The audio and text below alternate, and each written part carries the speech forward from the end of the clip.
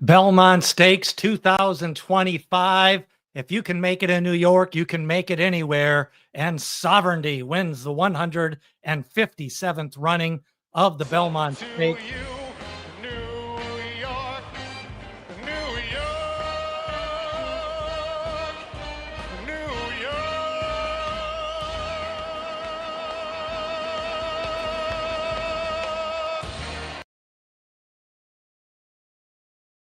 The Belmont Stakes reaction show. Let's hear your opinions. What did you think of the Belmont Stakes? I was surprised all week that Journalism was favored over Sovereignty. Sovereignty beat him on the fair and square in the Kentucky Derby. He made the last move in that race, and he made the last move in this race. And Journalism made his move going into the turn again, and it was Sovereignty running him down late in that race to win the 157th running of the Belmont Stakes. Journalism at 2-1. It was Sovereignty at 5-2, 7-2 on the support for Baeza, who was a little bit further back in this race behind those two.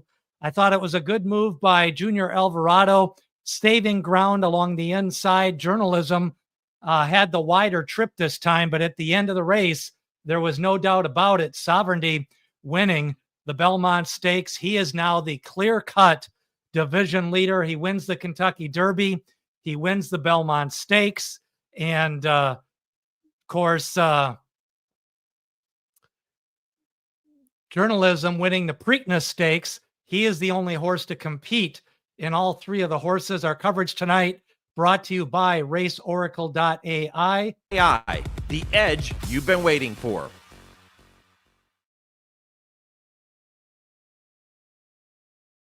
The future of horse racing is here, and it's powered by AI. Meet Raceoracle.ai, the first platform built to outsmart the odds with machine intelligence that processes millions of data points and performance variables. Trained on over 600,000 races and learning from every race it sees, the Race Oracle model evolves constantly to give you sharper picks and smarter bets. With real-time Kelly bet calculations and a user-friendly interface, Race Oracle finds the best value in every race. Raceoracle.ai, the edge you've been waiting for. Make sure to check out the Raceoracle.ai website, and let's get your opinion on the Belmont Stakes. Yes, Gosger looks like he is going to train up to the Haskell Stakes as his next start. Of course, he ran a huge race in the Preakness, had the lead before being run down by Sovereignty late in that race. So we'll see what happens next with Gosger, but it looks like right now he is going to go and point for the Haskell Stakes. Yes, Sovereignty much closer to the pace than I expected, but the pace was pretty fast, and he got the inside trip. Journalism was a little bit more wide. What was interesting was that Sovereignty, back in the Florida Derby, he was only a couple of lengths out at the top of the stretch. In the Fountain of Youth, he was only a couple of lengths out at the at the top of the stretch. So I think, in the Derby, when he was further back, that was a combination of a couple of factors. Fast pace, him, Baeza, Journalism, all further back normally than they normally race. Meanwhile, in this race, he was able to save ground. He was on the inside of Journalism, but Journalism got that first move, and then Sovereignty just ran him down late. So Sovereignty, I kind of agree with Lex. He was clearly the better horse in the Kentucky Derby, and now matching it in the Preakness.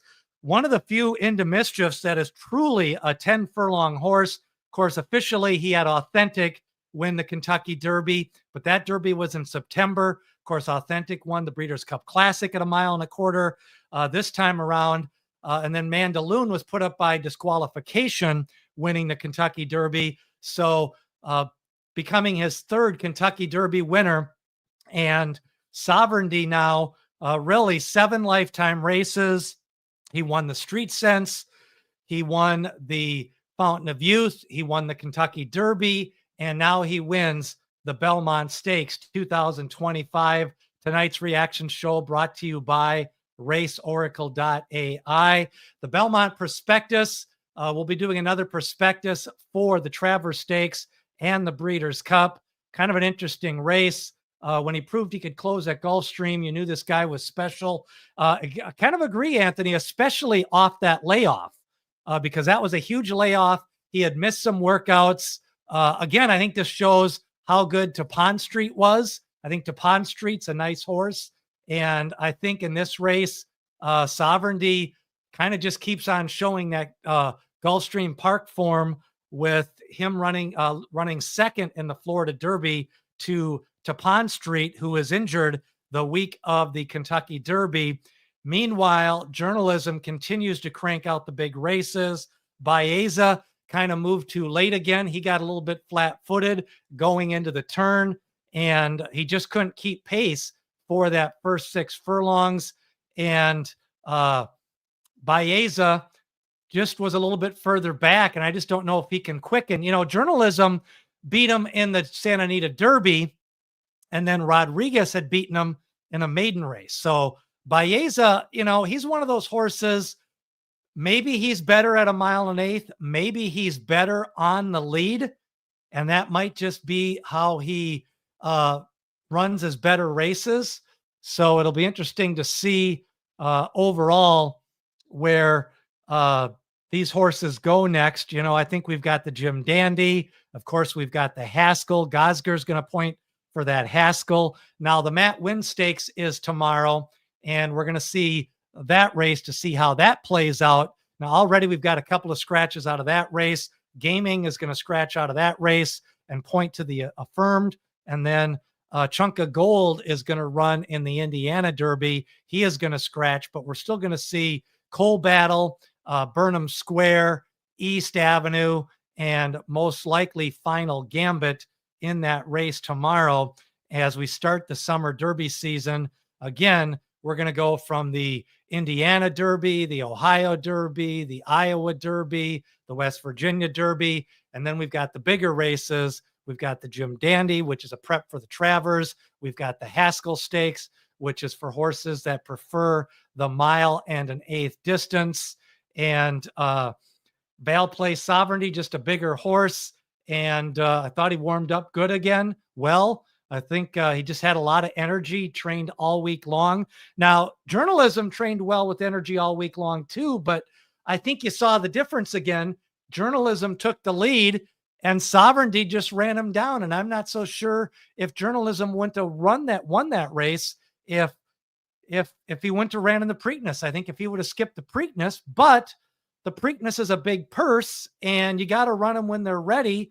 And if he would have skipped the Preakness and lost this race, then he doesn't get the grade 1 race. So definitely a lot of ways to see this race. I thought Journalism was wider down the backstretch and then made that first move into the turn. So at least he got his run and had the lead rather than kind of like Baeza waiting a little bit too long and not really getting his run in. So we saw the Met Mile today. We saw Lacara yesterday. Let's kind of quick recap from earlier today. Here is the Bookham Dano win. This was in the slot earlier. We saw Bookham Dano run down Mullican. That was in the True North Stakes. And Bookham Dano, the New Jersey bred, wins that race in the final couple of strides. This is from yesterday, the 3-year-old filly Lacara going wire to wire. Good cheer, ran out of the money. It was a win for Lacara. Look Forward was second. Scottish Lassie was third. And, I think this race for the Belmont Stakes, again, overall, pretty formful with the top 3 favorites running 1, 2, 3. And then here's the Met Mile. Surprisingly, Raging Torrent, the 5-horse on the lead, defeats Fierceness. Some exciting races earlier today on the undercard of the Belmont Stakes. I thought overall some pretty competitive race. We had an 8-1 in Raging Torrent. We had a 5-2 horse in Bookham Dano, and then 5-2 for Sovereignty picking up that win. So overall, a nice win. And let's get some more thoughts from you on the race. Val Place hit all of his bets. He clicked with Sovereignty, and 2 was Prancing. Special understands. He hit the Lucara Sovereignty $5 double for Felipe Hernandez. Base bet $30. He won $165 on that, all in the acorn into Sovereignty. And that's what's nice about the $5 minimum. People can't play a bunch of horses, so that paid really nice with Sovereignty on that $5 minimum. And of course, Good Cheer losing yesterday. Unique advice for a horse racing gambler. Well, only bet a percentage of your bankroll. And I think, watching them warm up, watching the odds board, strategizing your tickets, always look at horses that could potentially improve. I think a lot of times people bet horses based on how they ran their last race. So the one piece of advice for 3-year-olds and 2-year-olds is trying to find the horse that can improve in the next race. You're always looking for that horse that can improve in the next race. So interesting question. And I thought we saw 7-1 on Sovereignty in the Kentucky Derby. We saw 5-2, a nice $7 winner here. But a lot of the bets paid nice. The $5 double with the acorn paid $163 with Lucara. The Woody $5 double with Patch Adams paid $77. The Met Mile Sovereignty double paid $171. So some nice payoffs overall with Sovereignty winning that race, and with the $5 minimum, really some nice overall payoffs. So a good question. A slight stumble, John. I'm still not sold really that either Sovereignty or Journalism really likes the slop. I think they run okay on the slop. I don't think that they run their best race on the slop. I don't think Baeza runs his best race in the slop. And I think on a fast track, I'd really like to see all of these horses meet up in the Travers or the Jim Dandy, maybe even the Breeders' Cup Classic if we get that far in California later on this year. But I'd like to see on a fast track with a good pace. Journalism ran his best speed figures in the San Felipe and the Santa Anita Derby on kind of a moderate pace and making a sustained run. And I think both times in the Derby, he had to make a move. And then here he made an early move and just got run down. So I don't think the stumble hurt him as much. He was wider than Sovereignty, but Sovereignty had him at the 8th pole again. So I'm not so sure that really affected him. I just think Sovereignty might just be a better horse at 1.25 miles. Now, at 1.125 miles, Journalism probably would have the lead, and we'll see. I thought he fought hard again down the stretch. He just seems to be game. He's only ran 8 lifetime races. Sovereignty's only ran 7. Horses don't improve as much now after their 5th, 6th start. But, I think both these horses will get some time off. Do they go to the Travers straight up? Do they maybe run in the Jim Dandy? Does one of them go to the Haskell to take on Gosger?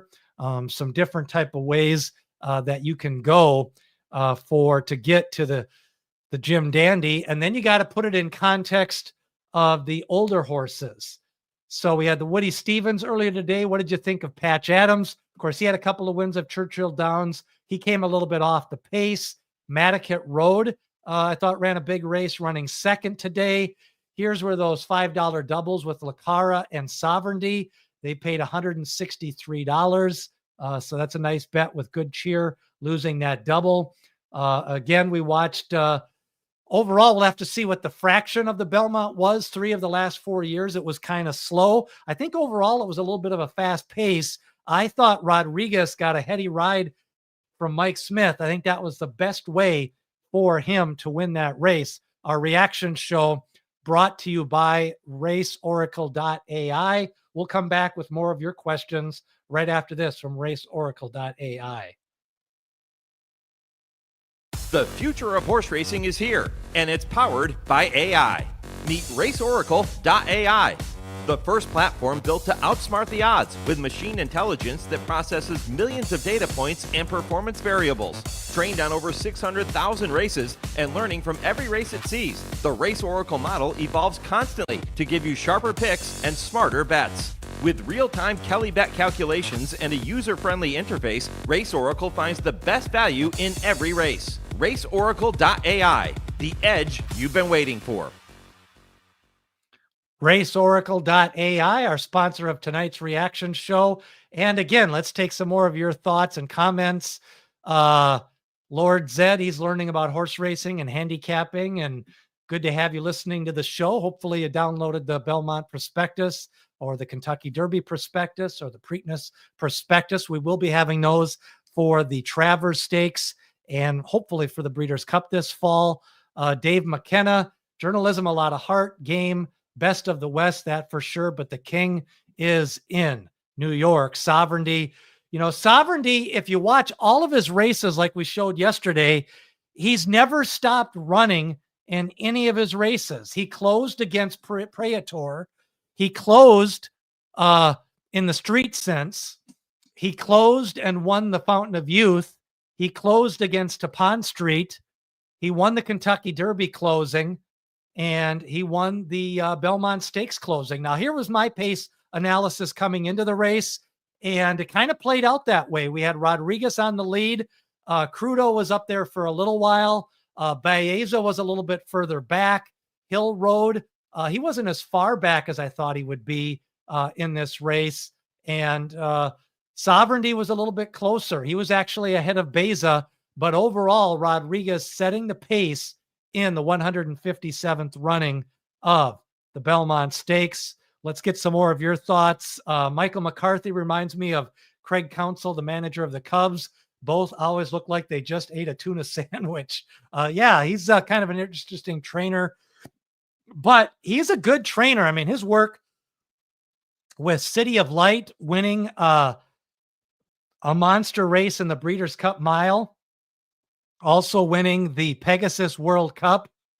And he won that filly and mare sprint with a nice sprinter. Yes, hit that thumbs up, like Felix says. Felix hit a $5 double. Lacara into Sovereignty. He hit all of his bets. Let me know some of the bets you hit here on the Belmont Stakes. Anybody hit the trifecta? Anybody hit the Epsom Derby double with Sovereignty? I did hit that. It paid $67 for $2. So I hit that with a 9-to-1 shot winning the Epsom Derby this morning, and then Sovereignty closing it out in this afternoon. Lord said he had Gosger to win the Preakness, and so he ran 1-2 there. But you never know. No, betting two horses is good. You gotta weigh your bets, and anything can happen. A horse can have trouble, like journalism did. Kind of depends on your long-term goal and how often you play. If you're only playing on the big races, then you got to kind of narrow down your bets. But if you're playing 3 to 4 days a week, 20, 30 weeks a year, then you got to kind of conserve bankroll and kind of pick and choose your spots as well. Andrew Carpenter, it was all twos for Sovereignty, 2 post, second Belmont for Mott, second for Godolphin. And we broke our different, yes, we had 21 straight winners of different Triple Crown races all the way back to Justify. But the 1-2 horses running, I think, proven they're just the better. Really, the top 3 were the best 3 in this class. I think you can add in Gosger. We'll see if anybody develops here over the next couple of months. We'll get, I think Burnham Square is a nice horse. We'll see if Coal Battle can regroup, and East Avenue might be more of a mile and an eighth, 9 furlong type of horse. Dave McKenna says Baeza was a toss for me. A lot of money on him. He was eligible for non-winners at 2. I thought the same with Baeza as I thought the same with journalism. I thought journalism ran down Baeza in the Santa Anita Derby, and I thought that Sovereignty ran down journalism in the Kentucky Derby. So I think they kind of came in and they were all lightly raced. So I think they kind of just continue to get their trips. Again, I'd like to see them on a fast track. In the Derby, Sovereignty went a little bit wider. In the Belmont Stakes, it was Journalism going a little bit wider. So when you look overall at Sovereignty's past performances, he just keeps on running big races. 7 races now, 4 wins, over $4 million in earnings. And not much else you can say. Just a solid horse for Godolphin, a homebred.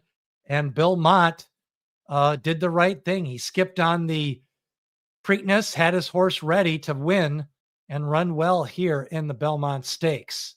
So I thought a big effort. Rodriguez set the pace. I thought Mike Smith gave him his best chance to win. I think the 63 days off kind of hurt him overall after scratching out of the Kentucky Derby. Plus, he had to ship. He shipped from New York to Santa Anita to Kentucky. Then he shipped back to Santa Anita, and then he shipped to New York. So Rodriguez with a lot of shipping in these races. Now, Journalism, he's been able to overcome slow paces. He's ran well in fast paces. 8 lifetime starts now, 5 wins, a couple of seconds. He's won over $3 million and still some upside. Only 3 races last year. He missed some time at the beginning of the year after spiking a fever. So he continues to run solid races. Hopefully the Belmont Prospectus helped you out. Smash that like button. Raceoracle.ai bringing you our Belmont Stakes reaction show coverage tonight. Sovereignty skipped the Preakness, costing himself a Triple Crown shot. You never know. I mean, a mile and a half is normally the Belmont Stakes. So would he have won at, if he would have won here at a mile and a quarter, I think the Belmont would have been, some people would have said it wasn't a true Belmont Stakes at a mile and a half. I would have gave him credit, but some people are a little bit finicky on that. Stephen, I'm relieved that Sovereignty skipped the Preakness. I can't imagine having a Triple Crown winner with an asterisk. Since this year's Belmont was only 10 furlongs, I kind of agree. But it's still hard to run 3 races in 5 weeks, 3 different tracks, 126 pounds.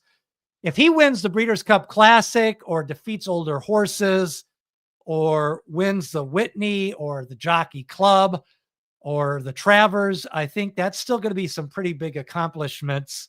And this is the type of horse that they kind of hinted, since he's owned by Godolphin, they may be looking at the Saudi Cup next spring. They want to bring him back as a 4-year-old and maybe run possibly in the Dubai World Cup. So they're thinking long term. They've already said the reason why they skipped the Preakness, because remember, you don't really get a bonus for winning the Triple Crown anymore. And so winning the World Cup or winning the Saudi Cup, a lot bigger purse, and allows you to scratch and kind of get your timing for those races. So Into Mischief Colts kind of dominating the scene. $1 Million Babies running well in these big races. And John G called it. Yep, the Belmont kind of a repeat of the Kentucky Derby. The only difference, John, was this time saving ground was Sovereignty. Journalism ran wider this time. But in both races, Journalism had the lead. In both races, Sovereignty ran him down. And both races, we had a little bit above average pace. We had Rodriguez setting the pace today. We had a little bit more contested of a pace in the Kentucky Derby. So I think overall, kind of some interesting pace scenarios in all 3 races. Umberto Rispoli, I wasn't impressed with his ride in the Preakness. I thought he got a little bit aggressive in that race. He gave him a chance to win here, but we'll never know. Maybe he would have waited just a little bit longer.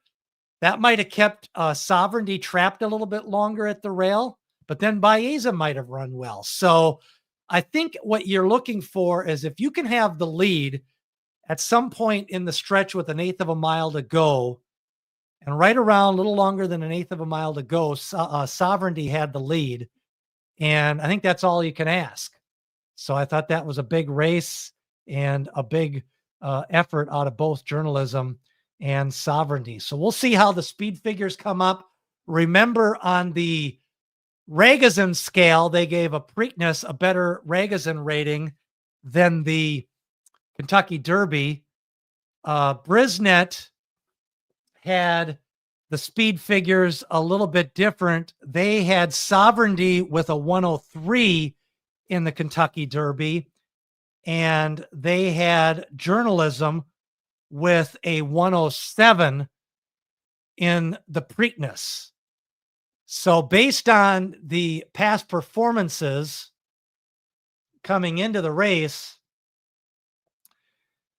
I'll kind of bring up my Belmont Prospectus, because that's where I thought, from the speed figure progression chart, I thought we could get a new high for Sovereignty in this race. So we'll pull this up and get some more of your questions here. But this is how the speed figure progression. Rodriguez had a 105. I think he regressed to like maybe a 95 today. But Sovereignty had a 99 in the Florida Derby, caught a wet track in the Kentucky Derby with a 94. In the Florida Derby had a 94, a 103 in the Kentucky Derby. I wouldn't be surprised if he got a 108 or a 109 on the Brisnet scale. I think Journalism probably got a 106 or a 107. And when you look at the top speed figures on the Brisnet scale coming in, you had Journalism with a 108 and a 107. So he probably ran right around a 105 to 106 here today. And I think you had Sovereignty improving. Now, one of the things I showed you in the winning speed figure history is these are the winners of the last 7 Belmont Stakes. And if you noticed, Dornoch improved by 29 points last year in winning the Belmont Stakes. We'll make this a little bit bigger. And Arcangelo improved by 9. Mo Donegal improved by 13 points. Essential Quality improved by 12 points. This was their previous high Brisnet, and then this is their winning Brisnet Belmont. So I think we're going to see about a 108 or a 109 for Sovereignty, and that's going to give him an improvement from his winning effort in the Kentucky Derby. Now, remember, pre-Belmont starts, we're starting to see a trend. Horses that run 5, 6, 7 times, that seems to be the winning pattern. Dornoch had run 7. We had 6 for Mo Donegal, 6 for Essential Quality, and Sovereignty had 6 starts coming into the Belmont Stakes. And then when you look overall at the winning history for the winning buyer, last year we had a 101. Arcangelo had a 102. We'll have to see what the buyer is. Probably low 100s, but you never know.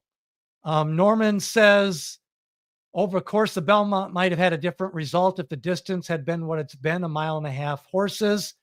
But could Sovereignty have won the Preakness if he had been entered? So that's a question that we'll be able to debate for a long time. And that's we always get those debates. Justify, Triple Crown winner, American Pharaoh, a Triple Crown winner, California Chrome losing to Tonalist, who skipped the Kentucky Derby and Preakness and won the Belmont, defeating California Chrome in that year in 2014. And the last Triple Crown winner, according to Dave, is affirmed. Well, yeah, I don't know. I kind of agree with you on Justify. I'm not so sure he should have been eligible. American Pharaoh at least should have been eligible, but Justify, they ruled later on that the contamination, and Justify really shouldn't have been able to get into that race. And Justify ran the 3 Triple Crown races and then never ran again. At least American Pharaoh ran in the Travers and the Breeders' Cup Classic and closed out a campaign for the 3-year-olds. So, we got Already, California Chrome would spank Sovereignty, according to Drew. So already we've got some opinions on some of the previous Kentucky Derby runners, how they would do against one another. When you look at the recent history of Belmont winners, we had Dornoch, Arcangelo, Mo Donegal. You know, Mo Donegal never ran after the Belmont. He had a big win. It'd been interesting to see. He had a nice pedigree. Essential Quality ran in the Breeders' Cup Classic. He lost in that one. Tis the Law ran in the Breeders' Cup Classic. Of course, the Belmont was run in 2020 that summer on June 20th. And then we had Authentic winning the Kentucky Derby in September, and then Authentic winning the Breeders' Cup Classic. But Tis the Law at 9 furlongs was a pretty solid horse. He ran a big race down at Gulfstream Park. He ran a huge race in the Belmont Stakes at 1 1/8 miles. So we'll see. We've got Jim Dandy, Travers, Jockey Club, Breeders' Cup Classic as some of the races that these horses will be pointing for. It sounds like Gosger is going to point for the Haskell.